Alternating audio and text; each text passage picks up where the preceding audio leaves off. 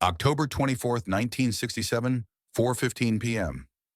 The autumn air in Gary, Indiana carried the familiar scent of steel mills and distant promises. Inside the cramped house at 2300 Jackson Street, chaos reigned supreme as usual. 9 children, 3 bedrooms, and 1 bathroom made silence an impossible luxury. But when 9-year-old Michael Jackson planted himself directly in front of their small black and white television set, something magical happened. The entire Jackson household went completely still. On the flickering screen, James Brown was performing "I Got You, I Feel Good" on the Hollywood Palace variety show. And Michael's world was about to change forever. Michael had seen plenty of performers before. The Temptations with their synchronized choreography, the Supremes with their elegant glamour, Smokey Robinson with his smooth vocals. He'd studied them all with the intensity of a scholar memorizing scripture. His young mind was already a library of movements, beats, and rhythms. But this was something entirely different. This was revolution in motion. James Brown wasn't just singing, he was commanding the stage like a force of nature, like lightning given human form. Every spin defied gravity, every slide challenged physics, every impossible split seemed to mock the very laws that govern ordinary mortals. His purple suit caught the stage lights as he moved, creating a kaleidoscope of motion that hypnotized everyone watching. "Sweet Lord," whispered Katherine Jackson from the kitchen doorway, dish towel still dripping in her hands. She'd never seen her son so completely transfixed. Michael's small body was rigid with concentration, his dark eyes wide and unblinking, drinking in every second of the performance like a man dying of thirst. Michael's small hands were trembling against his knees. His heart hammered against his ribs so hard he could feel the pulse in his ears. When James Brown dropped into that perfect split and sprang back up like he had rockets built into his shoes, Michael gasped audibly. The way Brown's feet moved, lightning fast, precise, creating rhythms that seemed to have their own heartbeat, their own language of expression. The camera zoomed in on James Brown's face, twisted with the raw emotion of his performance. Sweat glistened on his forehead, his eyes were closed in pure ecstasy, and his voice carried notes that seemed to come from somewhere deeper than his throat, from his very soul. This wasn't just entertainment. This was art. This was magic. This was everything Michael had been searching for without even knowing he was looking. "Michael, dinner!" Catherine called from the kitchen, her voice cutting through the spell momentarily. "Mama," Michael whispered, never taking his eyes off the screen, afraid that looking away might break whatever connection he'd formed with the man on television. "Mama, I can do that." Catherine smiled the way mothers do when their children declare they can fly to the moon or become invisible. "Of course you can, baby. You can do anything you set your mind to." But Michael wasn't making a child's boast. Something deep in his soul, something primal and powerful, was responding to what he saw on that screen. Every cell in his body was memorizing James Brown's movements, storing them like precious treasure in a vault he didn't even know he possessed. His muscles twitched involuntarily, already trying to replicate what his eyes were seeing.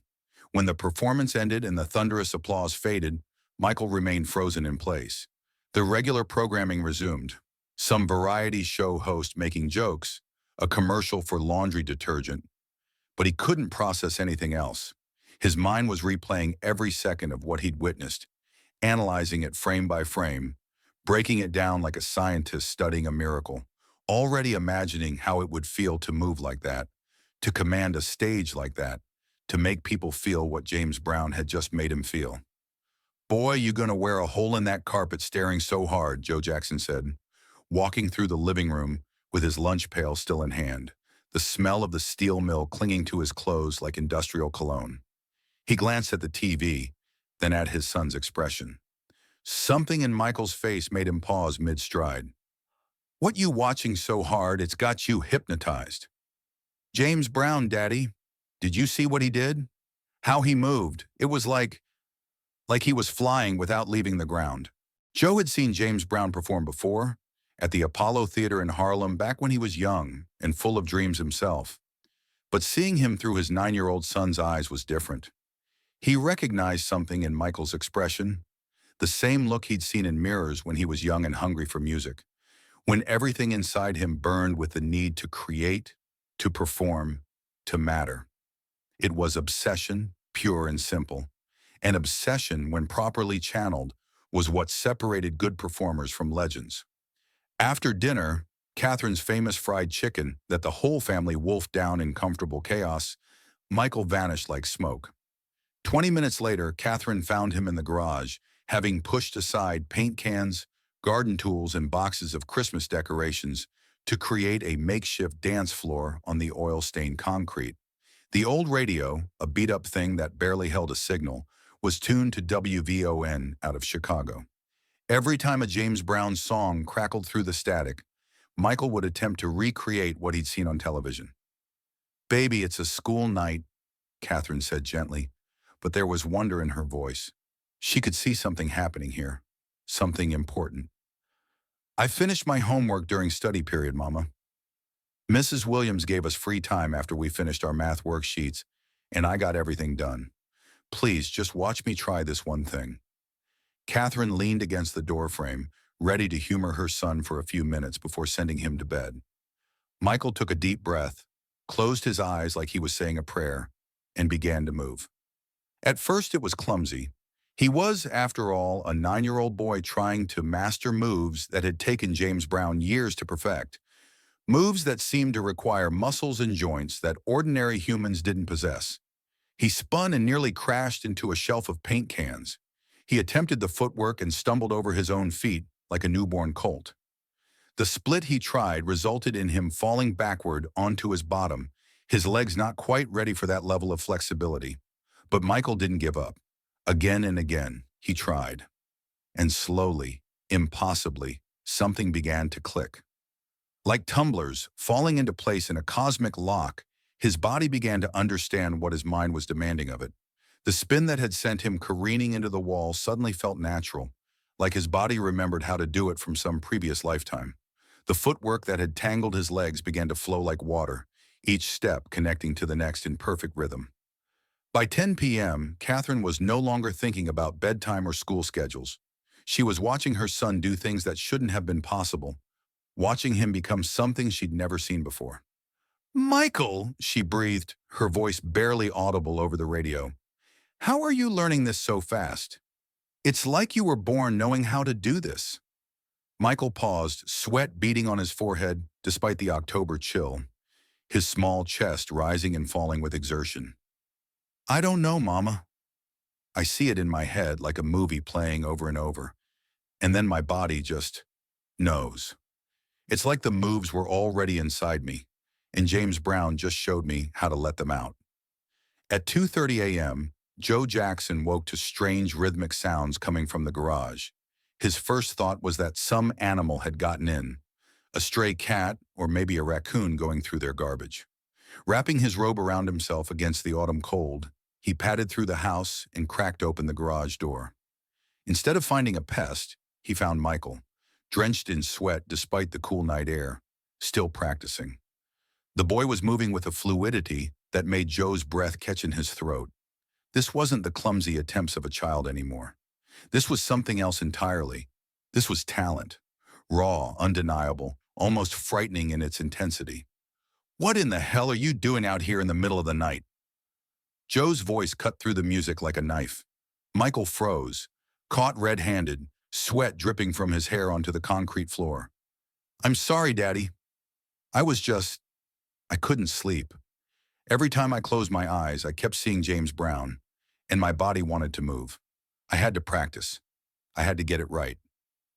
"Show me," Joe said, his voice softer now, settling onto an overturned milk crate. "Show me what you've been working on all night."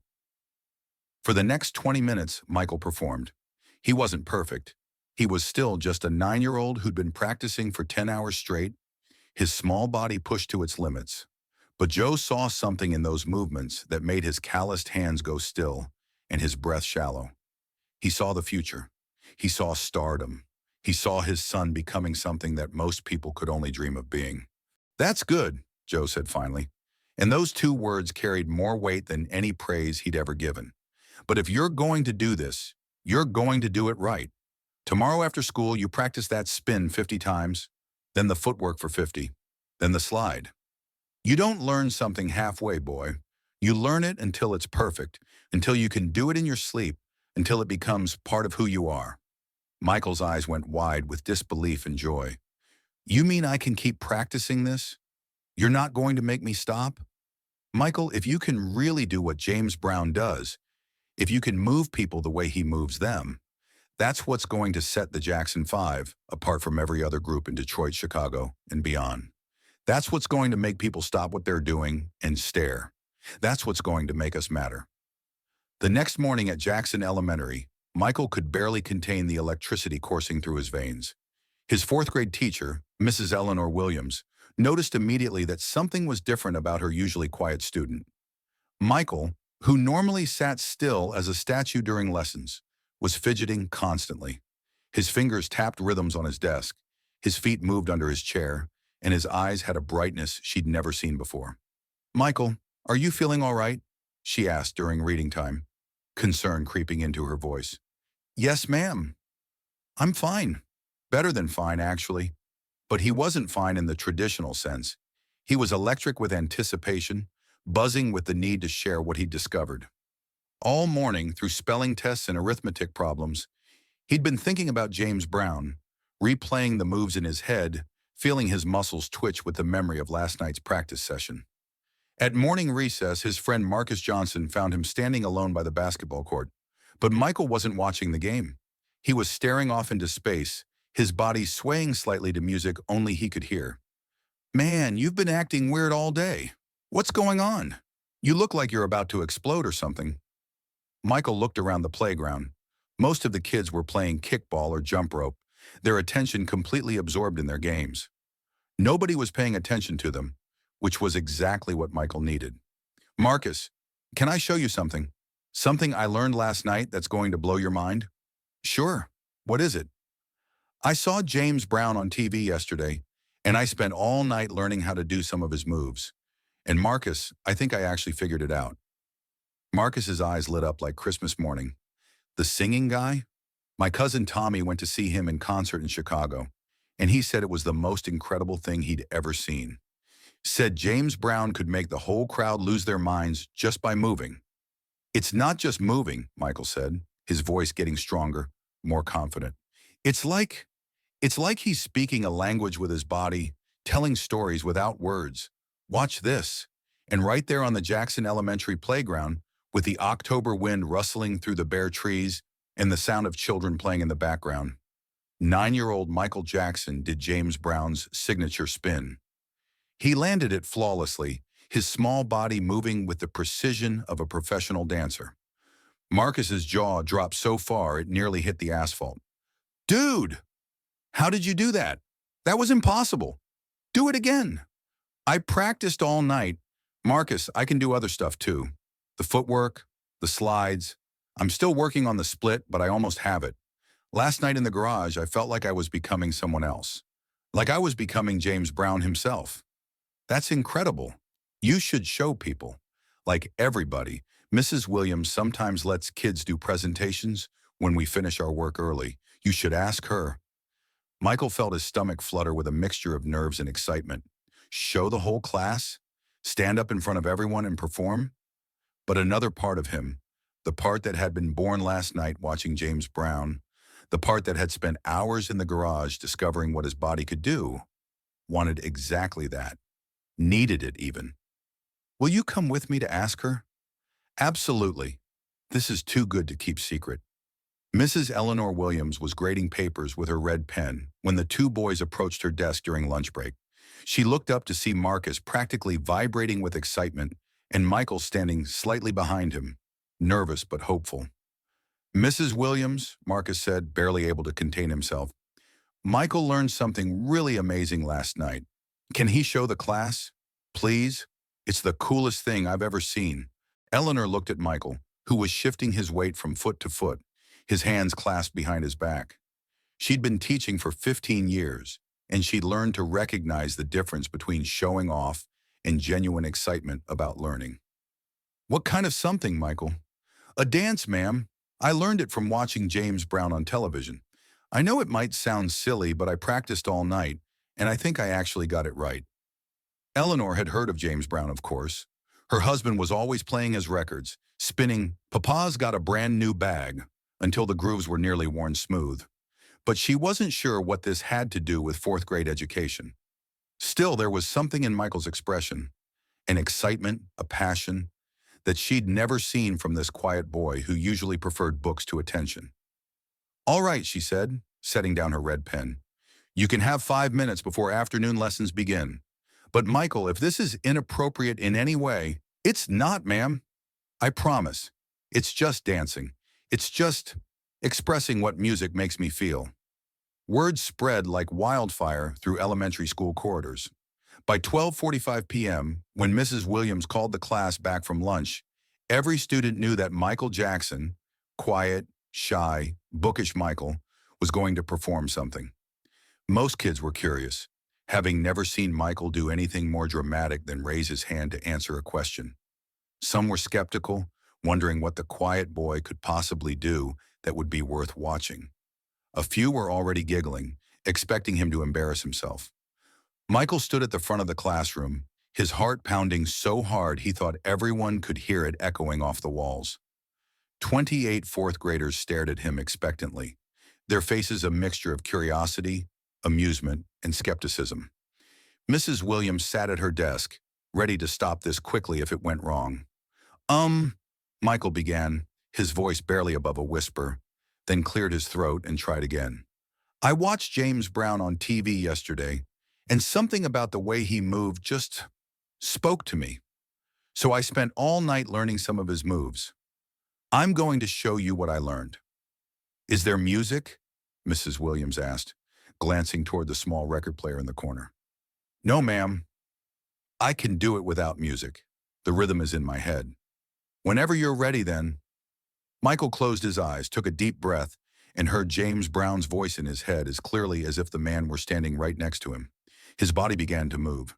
It started subtle, just footwork, quick, precise steps that created their own rhythm on the classroom floor. The soft tap, tap, tap of his sneakers filled the silence. A few students leaned forward, suddenly interested. Then Michael began to build. His arms joined the dance, his shoulders, his head. Every part of his body became an instrument in an orchestra only he could conduct.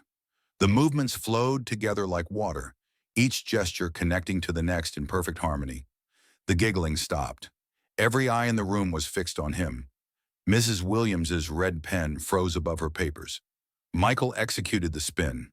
Perfect, clean, exactly like James Brown, but somehow uniquely his own. Someone gasped audibly. He moved into the intricate footwork, his sneakers creating a percussion that filled the silent classroom. His feet were moving so fast they were almost a blur, yet every step was precise, deliberate, part of a larger story his body was telling. "Oh my God," Marcus whispered, but his voice seemed to come from very far away. And then Michael did something he'd only successfully completed 3 times that morning in the garage. He dropped into a split, his small body folding impossibly, then sprang back up in one fluid motion. The classroom exploded. Kids were shouting, clapping, jumping out of their seats. The normally orderly room descended into beautiful chaos as 28 fourth graders witnessed something they'd never seen before and might never see again. Mrs. Williams stood up, her hand over her mouth in amazement, papers scattered on the floor where they'd fallen from her nerveless fingers. Michael popped back up from the split and struck a pose exactly like James Brown's. His arms spread wide, his face tilted toward the ceiling, sweat beading on his forehead from the exertion and adrenaline. The applause was deafening. "Michael!" someone yelled over the noise. "Do it again! Do it again! Class! Class, settle down!" Mrs. Williams tried to restore order, but she was smiling. She couldn't help it. She just witnessed something extraordinary. Michael stood there, breathing hard, grinning wider than Mrs. Williams had ever seen him grin. For the first time in his life, he felt what it was like to move people, to make them feel something powerful and immediate and real. "Michael," she said, her voice filled with genuine wonder, "where on earth did you learn to do that?" "I watched James Brown on TV yesterday, and then I practiced all night in our garage." I couldn't sleep. Every time I closed my eyes, I saw him moving, and I had to try it myself. All night? You mean you learned that in one night? Yes, ma'am. My daddy said if I was going to do it, I had to do it right. Mrs. Williams shook her head slowly. In 15 years of teaching, she'd seen talented kids, musical kids, athletic kids, kids who could draw or write or solve math problems faster than seemed possible. But she'd never seen anything like this. She'd never seen a child transform before her eyes, become something larger than themselves. That was, she searched for words. That was extraordinary, Michael. You have a real gift. For the rest of the school day, Michael was a celebrity. Kids who'd never spoken to him before suddenly wanted to be his best friend. Kids who'd teased him for being small and quiet suddenly looked at him with something approaching awe. Teachers stopped him in the hallway to ask if what they'd heard was true. At 3 p.m., when the final bell rang and the other students rushed toward the buses, Mrs. Williams called Michael back to her desk. Michael, I want you to know something. What you showed us today was special, really special. Have you thought about dancing professionally, like James Brown? I perform with my brothers sometimes. We're called the Jackson 5. My daddy thinks we might be able to make records someday. Well, you need to keep doing that, because you're not just good at this. You're gifted, and gifts like yours don't come along very often. Promise me you'll keep dancing. I promise, Mrs. Williams. I don't think I could stop even if I wanted to. As Michael walked home that afternoon, his book bag slung over his shoulder, he felt different, taller somehow, more confident. The world looked brighter, more full of possibility. Last night, he'd discovered something about himself, and today he'd found the courage to share it with the world. Nothing would ever be the same. That evening, Catherine got a phone call that would become family legend. Mrs. Jackson, this is Eleanor Williams, Michael's teacher. I'm calling about what happened in class today. Catherine's heart sank.